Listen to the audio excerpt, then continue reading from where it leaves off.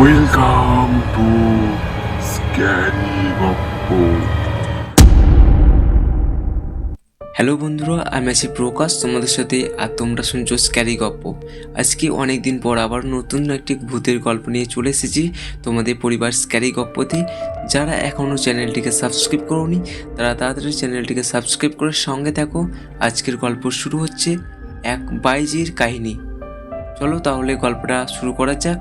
গ্রামের কাঁচা রাস্তা দিয়ে ছুটতে ছুটতে আসছিল মেয়েটা। রাস্তায় একটা টিমটিমে আলো জ্বলছে। জনবসতি কাছাকাছি নেই বললেই চলে। রাস্তার চারপাশে ঘন জঙ্গল, সন্ধ্যা নেমে আসছে। এক অখ্যাত গ্রাম, এই নৃপতিগড়। আজ থেকে প্রায় 150 বছর আগে এই গ্রামে এক জমিদার ছিলেন, নৃপতি চৌধুরী। তারই নাম অনুসারে এই গ্রামের নাম হয় নৃপতিগড়। আর দাপটে বাঘে গরুতে এক ঘাটে জল খেত। শোনা যায় তার আমলে এই গ্রামটা ছিল ঝকঝকে তকতকে আলোক উজ্জ্বল। আজ তিনি নেই। গ্রামটাও আর আগের মতো জমজমাট নেই, হয়ে উঠেছে অন্ধকারাচ্ছন্ন এক অজপাড়াগা। জনবসতিও সেভাবে নেই আর গ্রামে। শুধু পড়ে আছে সেকালে গড়ে ওঠা বড় বড় দালানের ধ্বংসস্তূপ। শোনা যায় নৃপতি বাপু মারা যাবার পরেই গ্রামে আকাল নেমে আসে। খরা, বন্যা, দুর্ভিক্ষে জর্জরিত হয়ে মানুষ এই গ্রাম ছেড়ে অন্যত্র চলে যেতে বাধ্য হয়।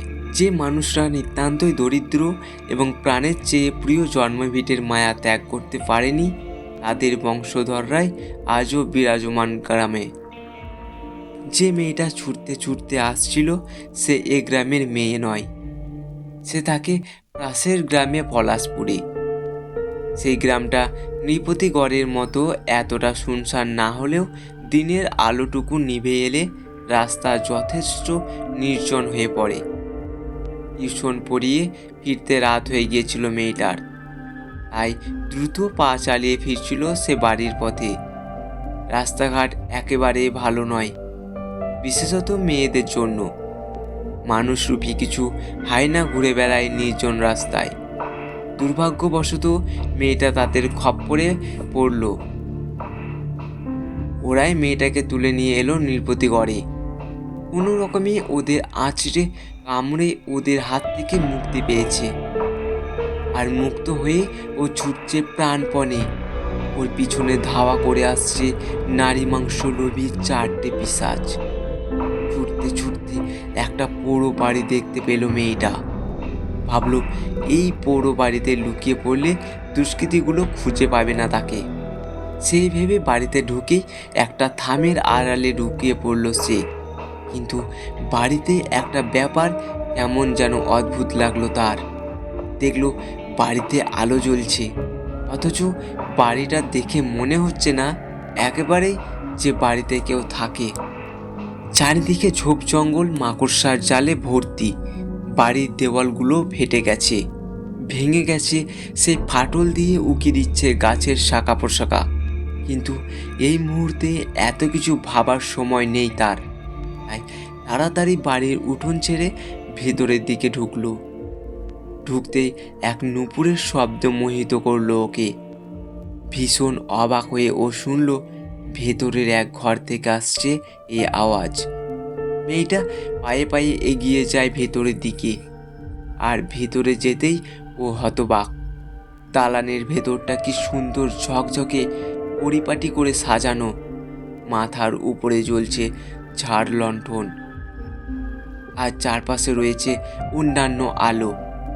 বাইরে থেকে দেখে বোঝার উপায়ও নেই যে ভেতরটা এত সুন্দর।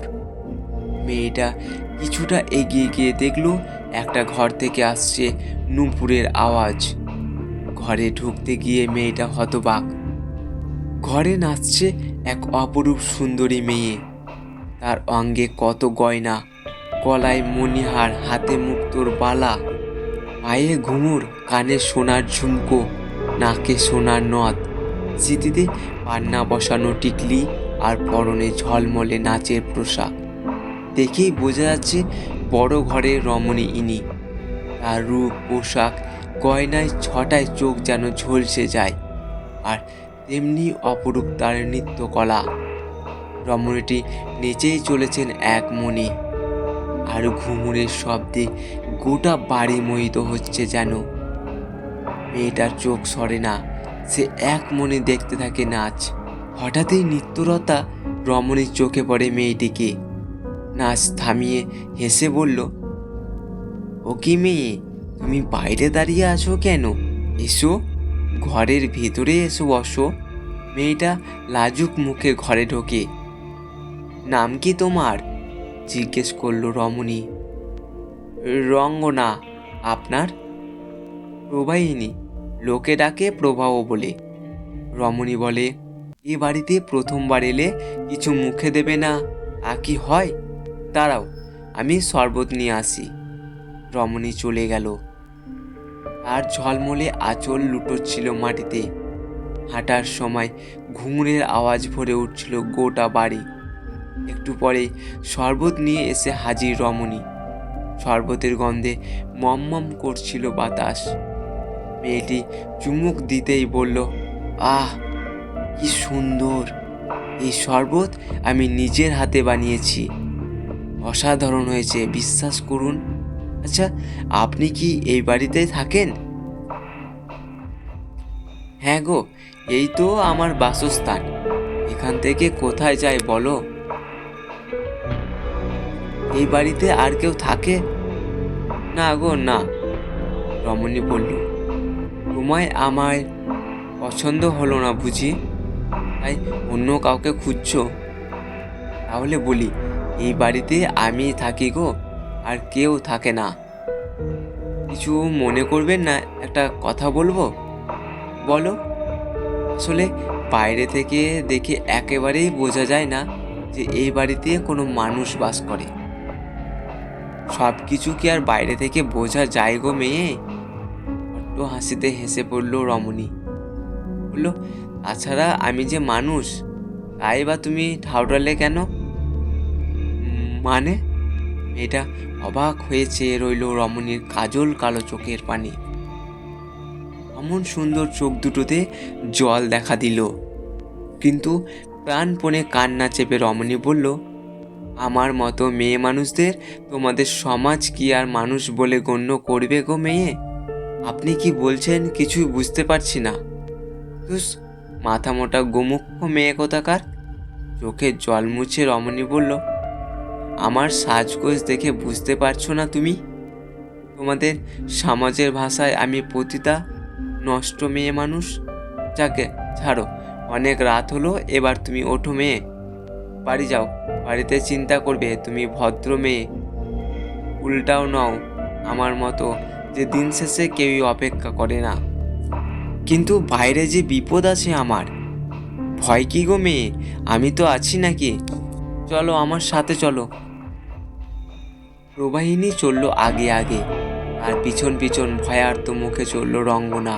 বাড়ির আঙিনা পেরোতেই ওরা দেখলো যে দুষ্কৃতীগুলো রঙ্গনার পিছু পিছু দৌড়ে আসছিল, তারা এখনো যায়নি।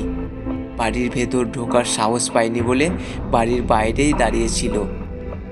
রঙ্গনাকে আসতে দেখেই ওরা নৃশংস হাসি হেসে বলল, জানতাম মামুনি, বাড়িতে তুমি রাত কাটাতে পারবে না। বাড়ি থেকে বেরোতে তো তোমাকে হবেই, আর সেই জন্যই অপেক্ষায় আছি আমি তোমার। এসো এসো মামুনি, আমাদের কাছে এসো, আমাদের যে আর তোর সইছে না। আজকের এই গল্পটা কেমন লেগেছে অবশ্যই তোমরা কমেন্ট করে জানিও। আর যারা এখনও চ্যানেলটিকে সাবস্ক্রাইব করোনি, তারা তাদের চ্যানেলটিকে সাবস্ক্রাইব করে সঙ্গে থাকো। দেখা হচ্ছে তোমাদের সাথে পরবর্তী একটা গল্পে। প্লিজ তোমরা একটু সাপোর্ট করো আর সঙ্গে থাকো পরবর্তী গল্প শোনার জন্য।